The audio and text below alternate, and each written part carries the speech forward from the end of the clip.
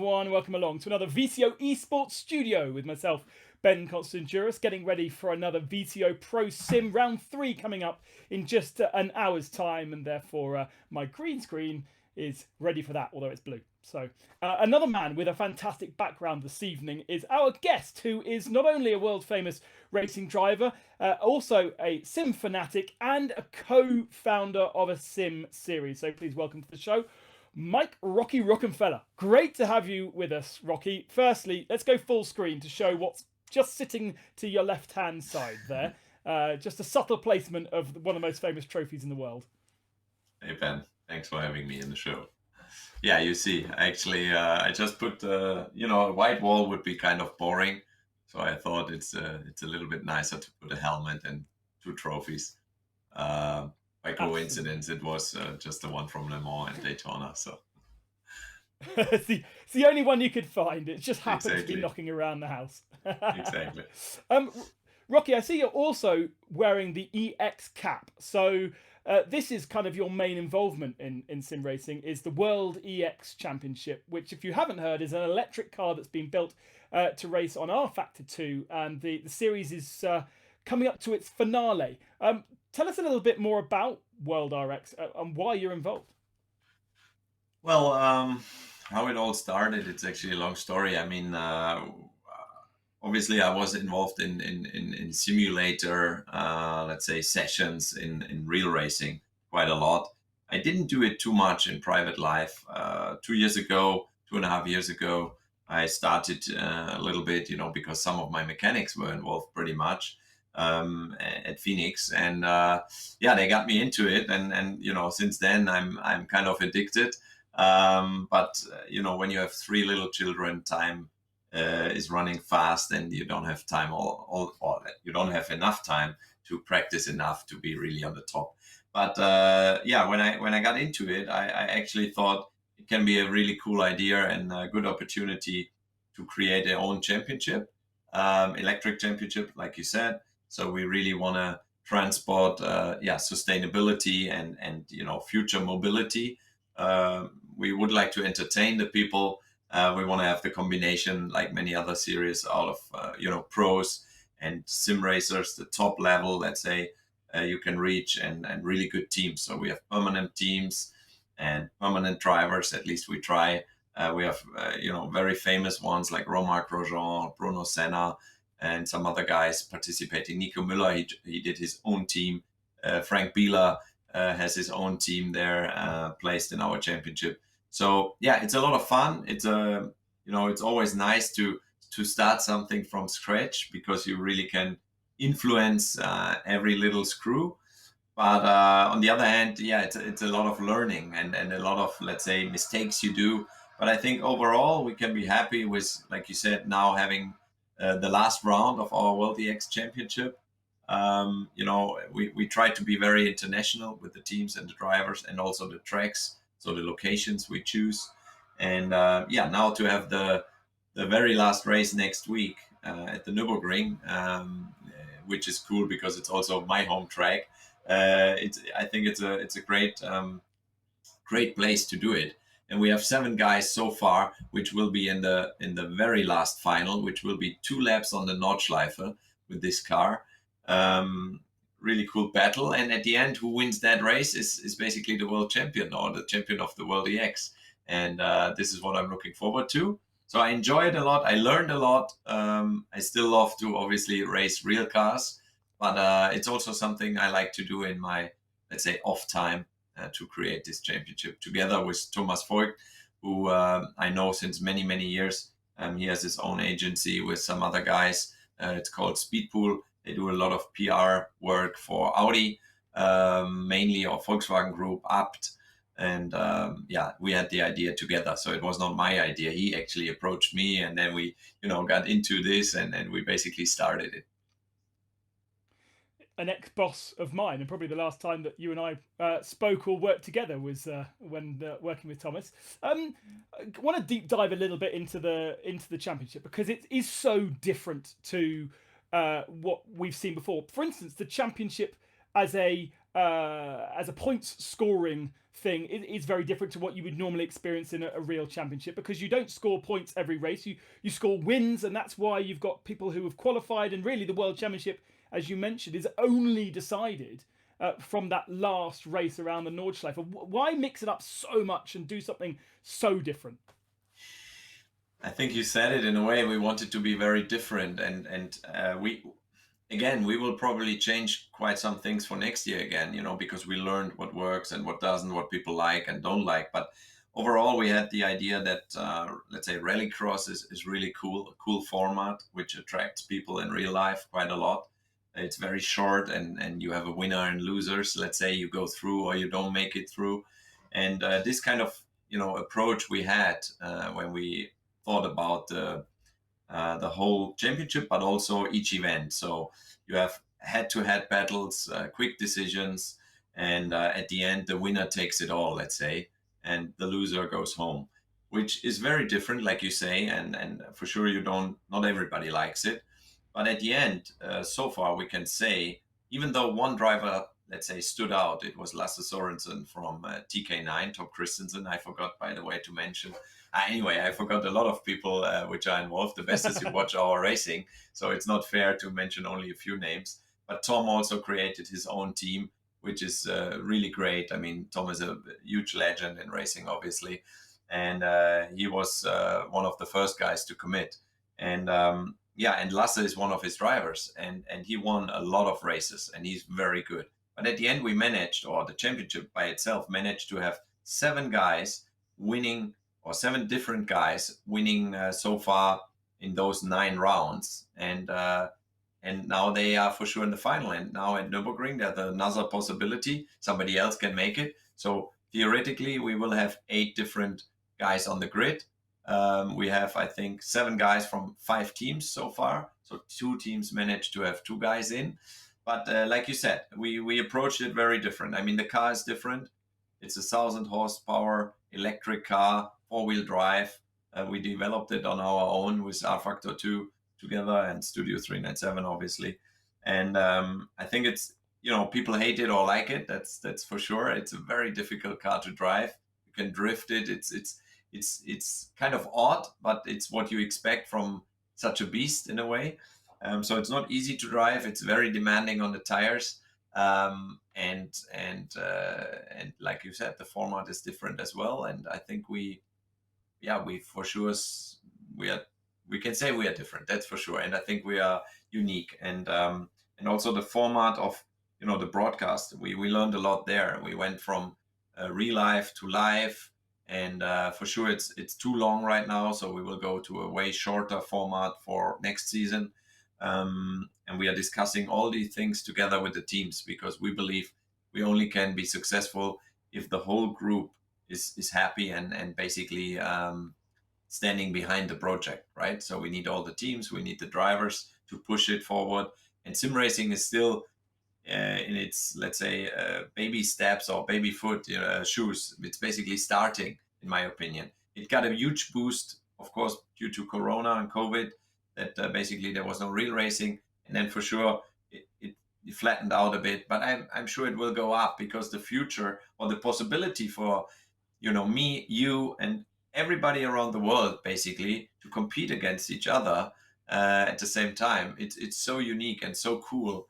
And I really see a lot of potential, and also for young drivers to practice, to get into the racing world with a decent budget compared to what you need in real life. So I believe in it. Otherwise, I wouldn't be doing this. You touched a little bit on the car. I want to just go back to that just quickly, because how influential were you on that car design setup? How much testing did you do, and what were your objectives? Obviously, this 1,000 horsepower, this fully electric thing, but as you said, it does handle quite differently to what you would expect other cars to handle like.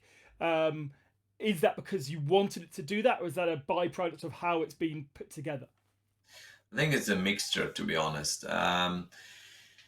It was not me alone, obviously. Like said, Studio 397, we put the figures out. Abt Sportsline, they are very, let's say, experienced in electric motorsport Formula E, obviously Extreme E, and they were involved. So the design of the car itself, let's say the shape, came basically from Thomas RCCO history, because he's coming from slot car racing as a Yeah. hobby, as networking, and maybe that they always did or do the 24 hours and so on, a whole championship around it. So they did their own rule set to make sure to have kind of a BOP and the same car and a basic chassis and the shape of the car with similar to DTM, right? What DTM was doing in the class 1 time or even before. So you can have some stuff where you are allowed to develop, and some other stuff is free. So we took that, and because in a, let's say, long time, we would love to have also manufacturers with different shapes of the cars, different models, different sounds, to be involved in our championship to promote their, let's say, future sports car or whatsoever models on the road. And that's why we took our car as a base to start the championship. The way it handles, I would say, part of it is because we wanted it, and part of it is because we couldn't do it any better with the power and the downforce and the tires we have. So for sure, this is also something we can improve slightly, step by step. But I think for a first shot, it's pretty cool. And like you say, I did basically all the testing, um, and we started from scratch, and it was not easy to have the car somewhere that it's drivable, and still there's stuff we need to further develop for sure. But I think it's good fun. It's very different, like you say. If you see the racing we have, I believe it's pretty cool. The car looks fast, and it looks difficult to drive, in my opinion. And I think all the drivers you ask, like Frank Biela, I'm sure he hates it. Definitely, he's not getting along with it. But you need to practice, like in any other sim racing championship or car or platform. You need time. You don't jump in and you are the quickest straight away. And I think this is a bit. And then the setup of your rig, the setup of the car. Let's say, I mean, we choose like many other championships to use a common setup. So everybody has the same. So there's not too much time spent in developing the setup for each team. Yeah, but this is the way it went. And for me, for electric car, I think it's pretty cool, and it's pretty fast if you see the lap times this thing is doing. And in the real world, Mike, have you had much experience with electric cars? Well, not in racing, to be honest, not too much, other than watching stuff and talking to drivers which are involved in Formula E or developing, let's say, the DTM electric, you know, for the future. In real life, yes, I myself have actually or had Audi e-tron, so Nice. I used to drive that, and it's I have to say I really like it, to be honest. I'm not saying that I don't like combustion engines at all. I really love that as well. I love a V8. I love to when I this year drove in Daytona with the Cadillac. It's fantastic, and I hope I can do it for many more years in a way.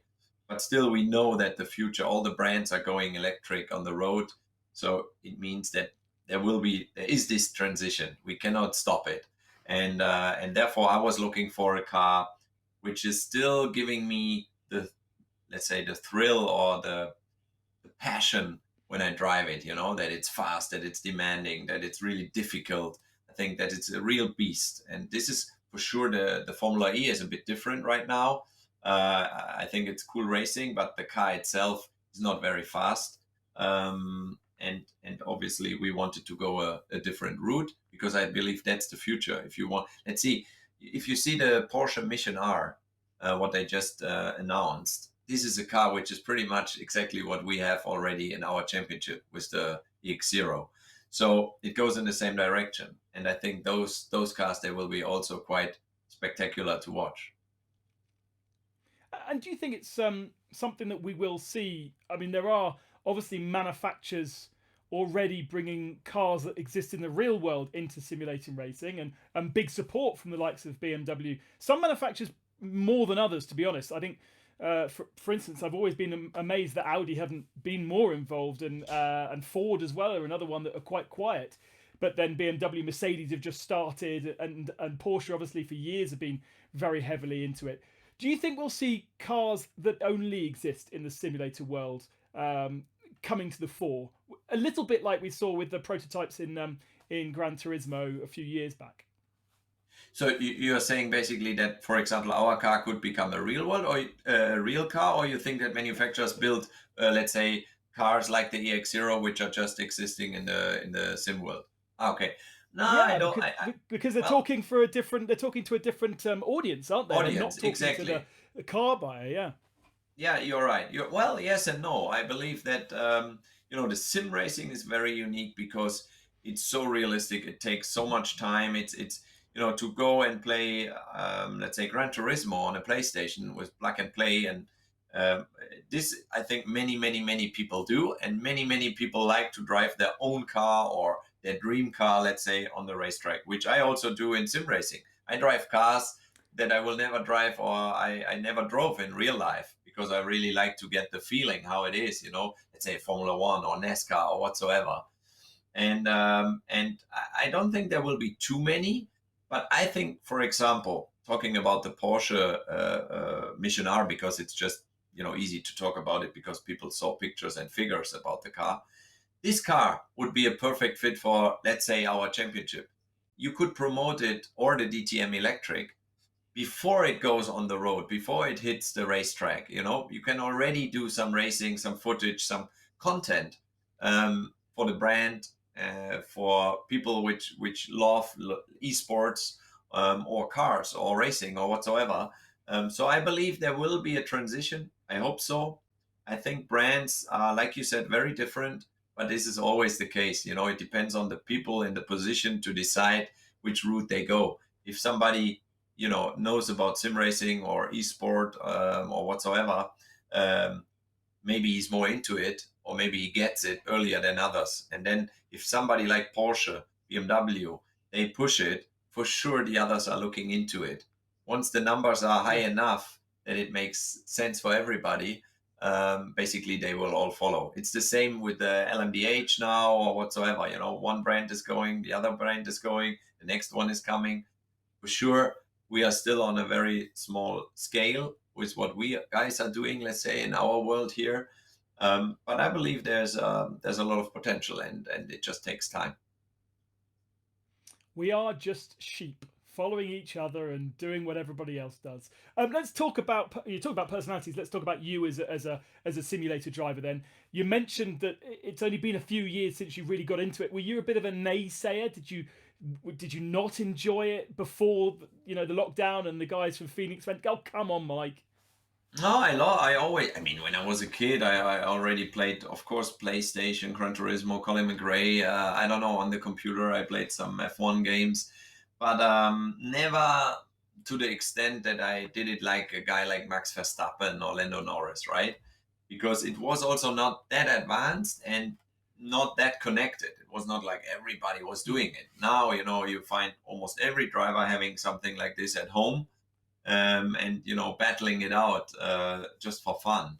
And this, I think, is new. It came in the last, I don't know, 4, 5, 6, 7, 8 years. I have no clue, but I was not against it at all. I just didn't do it. I had so many other things to do in life at the time that I didn't think about it.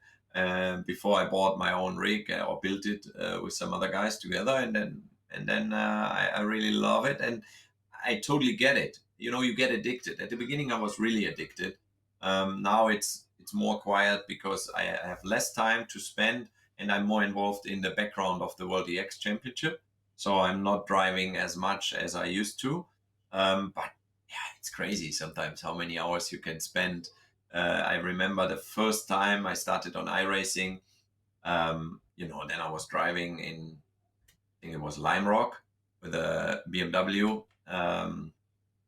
GTE, and I was driving some session. I don't know where it was. All of a sudden, somebody's behind me flashing me, and I look who it is, and it's Frank Bieler. And obviously, I know him long time from Audi LMP1 days in Le Mans, and And it was so funny, because we were battling there, and I didn't expect him at all to be there. And then I found out that he's doing it so much and he loves it. And this shows it's not something for young people. I'm not saying he's Yeah. very old, but obviously Frankie is from a different generation. I mean, when he did racing, there was no simulator in racing involved at all. And he does it. He has his own team. He loves it. He's really good at it. And for me, that shows how cool it can be. And not everybody does it, but many guys. And I think no matter what age. So when you do have a chance to get on your rig and put the headphones on and blank out the crying babies in the background, I'm not sure, I've just had a newborn, so I don't know if it's yours or mine, but I can hear somebody crying in the background. No, it's not Um, crying. Then it cannot be mine. But there's for sure some voices from, because I have two boys, 7 and 5, and one daughter. She's just about to be 1 year old. So there's quite something in the background for sure. so yeah, so when you put your headphones on and you get yourself into a session, what's your go-to now? You mentioned you like driving cars that you perhaps haven't experienced in the real world. So do you go and do rallycross? Do you go and do the stadium super trucks and things like that? I didn't do too much. I did some rallycross, not super trucks or NASCAR, nothing like that yet, because honestly, I didn't have the time to spend the proper time. So yeah, I need to definitely do that. But so far, like I said at the beginning, it was really GT, LMP, and now it's more the EX zero, because I have to do setups, I have to do this and that, do some videos for onboard stuff to present the track. So this already takes a lot of time. I think now in the winter time, I will find more time to spend, and for sure to experience new stuff. Some Formula One cars, IndyCar I did. So yeah, for sure that's already a lot. And then tracks maybe I've never been to. So it's very cool. Yeah, it does sound like it's a job for you right now rather than a bit of pleasure. Your eldest boy, 7 years old, has he had a chance behind the rig yet? Both of them actually. I mean, they sit on my chest, but they basically. Uh, I mean, I have to be careful, obviously, with this rig, because the force, you can adjust. So I Yeah. scale it down. But still, the older one is steering on his own, and he gets it. The little one, I steer with him, but they love it and they love to watch. And I actually built them a little one out of wood. Oh, Unfortunately, I don't have a picture. They sit next to each other. They both have a steering wheel, pedals, and a PlayStation, and then one screen. So they play cars, Lightning McQueen. They love. So they do that a little bit, and some Gran Turismo once in a while. now I know that motorsport dads, whether it be commentator dads like mine or racing driver dads, don't really want their children getting into motorsport. They say, but it happens eventually. You see the future for them as sim racing before getting into cars or karting? Is this a replacement for the really expensive world of karting that has kind of, certainly when I was karting, and I don't think we're too far apart in age, it wasn't quite as ridiculously expensive as it's become now. You are absolutely right. It's ridiculous how much money you have to spend now. But that's not the only reason I'm not such a fan of obviously having my kids being involved in racing. Everything is changing. I think it's a difficult world. It always has to be to get a job as a driver, but for sure it's not getting easier in the future. But still, I love this. It's my life. It's my passion, and for sure, if one or two of them they also want to do it, I would love to find a smart way. For me, a smart way would be to do both, but to do the karting on a lower level, that you can afford it more as a hobby, to go out, have maybe your own go-kart, and go out testing and do maybe some club sport racing whatsoever, and really use the sim when they are a bit older, because even they did some go-karts on the R Factor 2.